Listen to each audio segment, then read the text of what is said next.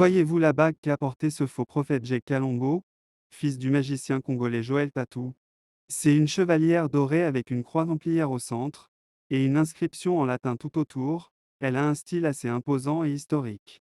Il a existé un ordre chevaleresque, autrement appelé Ordre des Templiers au Moyen Âge. Cette organisation a eu un destin mêlé de gloire, de mystère et de tragédie. L'ordre templier n'était pas seulement une organisation militaire et financière, il était aussi entouré d'une aura de mysticisme, de rituels ésotériques et de connaissances secrètes. Il s'avère que cet ordre est même l'ancêtre de la franc-maçonnerie.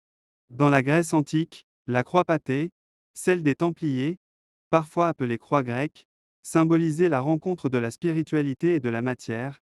Elle était le lieu de convergence entre le divin et le terrestre, exprimant l'idée d'équilibre et d'harmonie dans l'univers. Il existe un lien entre les chevaliers templiers et la franc-maçonnerie. Remarquez très bien.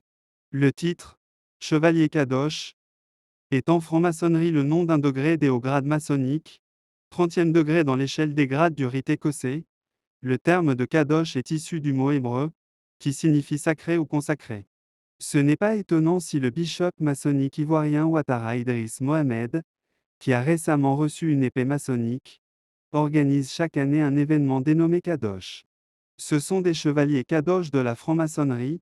Voilà pourquoi ce Jake Kalongo porte la bague de templier maçonnique. Et le type à côté s'appelle Jokten, un faux bishop gabonais, fils du maître maçonnique Nicolas William.